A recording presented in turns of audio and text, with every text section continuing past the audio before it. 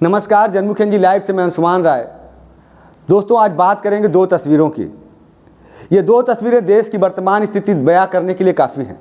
वैसे तो इन तस्वीरों का आपस में कोई तालमेल नहीं है, कोई ताल्लुक नहीं है, लेकिन ये तस्वीरें देश की वर्तमान स्थिति को बयां कर रही हैं। पहली तस्वीर है प्रधानमंत्री की वाइब्रेंट गुजरात समिट की, जहां प्रधानमंत्री ने आज वाइब्रेंट गुजरात समिट का उद्घाटन किया और इसके बाद उन्होंने रोबोट तकनीक के क्षेत्र में जो विकास कार्य हो रहे हैं, जो प्रगति हुई है, उसका अवलोकन किया। और ये अवलोकन करती हुई प्रधानमंत्री की तस्वीर है, वीडियो है, जिसे आप देश के विकास को समझ सकते हैं।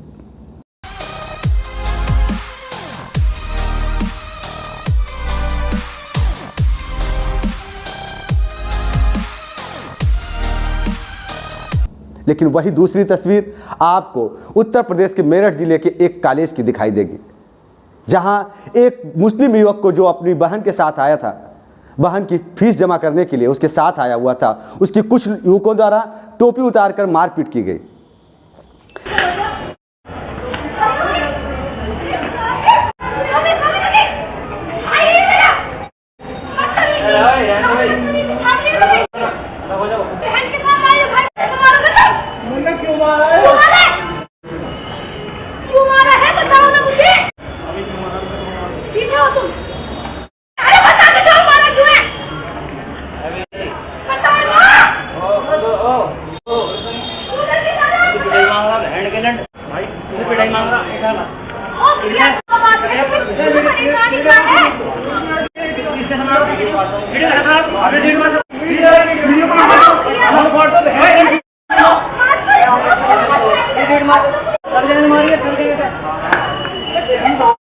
इस वीडियो को देखकर आप समझ सकते हैं कि किस प्रकार देश में नफरत फैल रही है। यह वीडियो यह बताने के लिए काफ़ी है कि जहां देश एक तरफ विकास के पथ पर तेजी से प्रगति कर रहा है, वहीं देश में नफरत भी तेजी से बढ़ रही है। जिस तरह से आज वो लड़की जो अपने भाई के साथ फीस जमा करने आई थी और लगातार वो चिल्ला चिल्ला कर युवकों से पूछ रही थी कि मेरे भाई की गलती क्या है और उसे क्यों मार रहे हैं। मारने वाले युवक ने पहले पिटाई की, बाद में वह लड़की और उसके भाई के जाने के बाद मजे लेते हुए भी दिखाई दिए।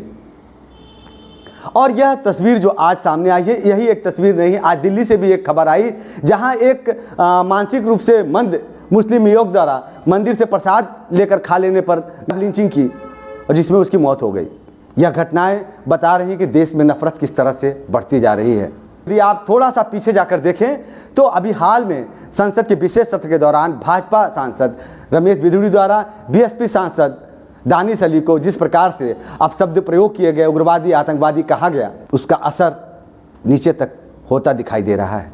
वह नफरत नीचे तक आ रही है और इस पर कोई कार्रवाई होती भी अभी तक नहीं दिखी है। अलबत्ते जिस प्रकार से रमेश बिधूड़ी को भाजपा सांसदों ने डिफेंड किया, उनके समर्थन में आए, उनके समर्थन में हैशटैग चलाए गए और अब रमेश बिधूड़ी को अब भाजपा द्वारा राजस्थान चुनाव में एक बड़ी जिम्मेदारी दी गई है और मुस्लिम बहु टोंक प्रदेश विधानसभा का उनको प्रभारी बना दिया गया है।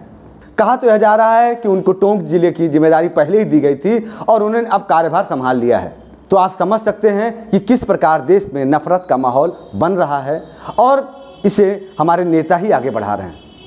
अभी प्रधानमंत्री नरेंद्र मोदी 3 दिन पहले राजस्थान के दौरे पर थे और वहाँ पर उन्होंने कन्हैया लाल के मर्डर का मुद्दा उठाया और मामले को जिस तरह से प्रधानमंत्री ने व्यक्त किया, वह पूरी तरह से इतने पुराने मामले को उठाने का मतलब सिर्फ और सिर्फ ध्रुवीकरण को बढ़ावा देना था। जहां एक तरफ देश के प्रधानमंत्री नरेंद्र मोदी देश को 2047 तक विकासशील देश बनाने का सपना देख रहे हैं और दूसरी तरफ हम समाज के तौर पर पिछड़ते जा रहे हैं, समाज के तौर पर हम बढ़ते जा रहे हैं। और बटा हुआ समाज, पिछड़ा हुआ समाज कभी भी विकासशील देश तो नहीं ही बन सकता। आप यूरोपीय देशों की ओर देखें या विकासशील देशों की ओर देखें तो देश के, किसी भी देश की प्रगति के लिए समाज का प्रगतिशील होना बहुत जरूरी है। और यदि हम समाज के तौर पर प्रगति नहीं कर रहे हैं तो कभी भी हम विकासशील देश होने का सपना नहीं देख सकते। शायद हमारे नेताओं की यह बात नहीं समझ में आ रही कि जिस प्रकार देश में नफरत का माहौल बनाया जा रहा है या नफरत के बीज बोए जा रहे हैं, वह देश को प्रगति के रास्ते पर नहीं ले जा पाएगा। और कभी न कभी, कहीं न कहीं हमारे नेताओं को यह समझना पड़ेगा कि हम समाज के तौर पर पिछड़ करके कभी भी विकासशील देश नहीं बन सकते और बड़े लेवल पर प्रगति नहीं कर सकते। नमस्कार।